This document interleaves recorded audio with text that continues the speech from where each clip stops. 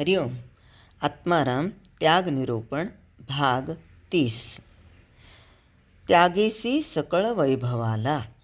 या 30व्या ओवीमध्ये समर्थ आपल्याला सांगतात, त्यागेसी सकळ वैभवाला आणि विश्वाससी माझ्या बोला, तरी मी घालीन रे तुझला जेथील तेथे.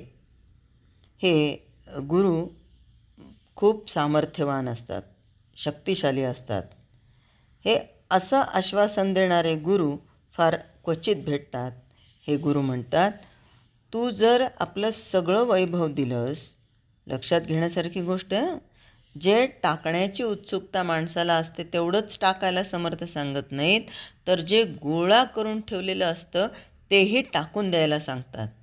नाहीतर सरप्लस झालं आहे म्हणजे जास्त आहे, माझ्याकडे खूप भरपूर झालं, कंटाळा आला, आता ठेवून काय करायचं म्हणून देऊन टाका, अशी सामान्यतः प्रवृत्ती असते. पण तरीही हे माझ्या हातून सुटत नाही, ते माझ्या हातून सुटत नाही.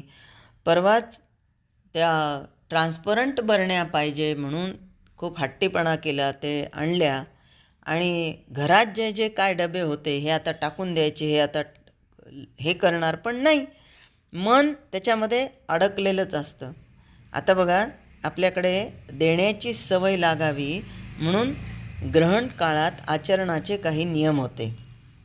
ग्रहण लागलं की शिजवलेले पदार्थ सर्व देऊन टाकायचे.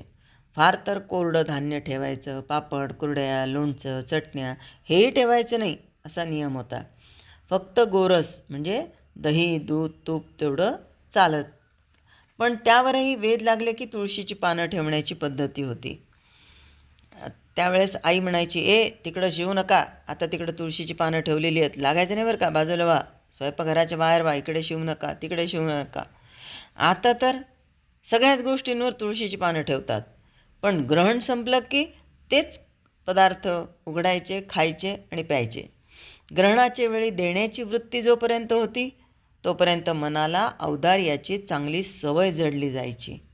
पण आता ग्रहणाच्या वेळी फार तर अंघोळ करतात, काहींनी तर तेही सोडून दिलं आहे आणि त्याचंही ते समर्थन असं करतात, बाकी काहीच करायचं नाही, मग तेवढं एकच का करायचं.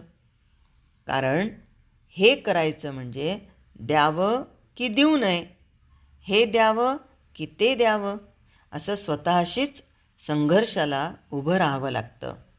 तेवढी सगळ्यांची हिंमत असतेच असं नाही.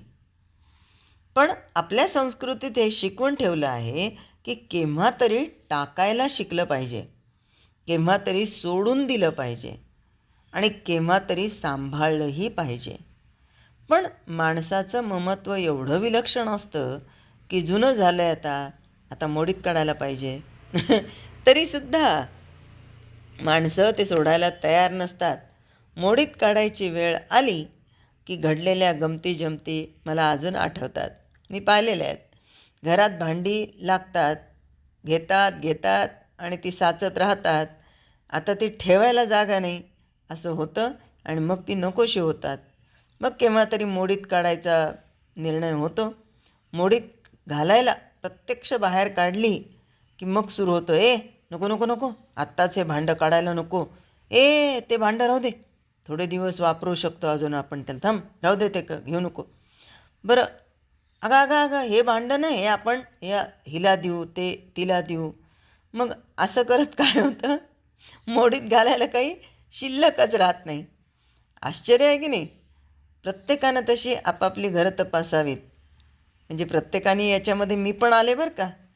कारण जी वस्तू 2-2 वर्ष 3-3 वर्ष वापरण्यात आली नाही, वापरण्याचा प्रसंग आला नाही, घरात एखादं लग्न कार्य होऊन गेलं तरीसुद्धा त्या वस्तू लागल्या नाहीत, अशा कितीतरी वस्तू आपण सांभाळून ठेवलेल्या असतात आणि त्याचा आकार मोठा मोठा मोठा होत जातो. कशाचा? घराचा. जागाच नाही आहे, मग नाही आणखीन एखादी रूम बांधावी लागणार आहे बरं का. मग झालं, घरांचा आकार मोठा होतो, तसा तसा अडगळीची खोली मोठी होत जाते. असे होतं आहे, त्याकडे कोणाचं लक्षही जात नाही आणि कोणी पाहायचं ठरवलं तर व्यवहार कळत नाही, असा आरोप केला जातो. म्हणून समर्थ म्हणतात, तू जर हे वैभव टाकून दिलंस आणि माझ्या बोलण्यावर जर तुझा विश्वास असला तर जिथून तू आलास तिथे मी तुला पोहोचवीन. पण हे टाकून दिलंस तर. एकदा काय झालं होतं, एका गुरूंना चालता चालता एक मोठा सोन्याचा गोळा मिळाला होता गुरूंना बरं का. आणि ते वागवत चालले त्यांच्या त्या काय झोळीमध्ये, इतका जड जड जड होत राहिला. तर सांभाळतात इकडे तिकडे जायचं म्हणलं तरी त्या याला हात धरून ठेवतात. आता एके दिवशी त्यांनी तो आपल्या शिष्याला सांगितलं, बाबा रे माझ्या झोळीकडे लक्ष दे बरं का, कारण इकडे चोर हे कुणी येऊ शकतात, सांभाळ बरं का, वजन सांभाळ बरं का.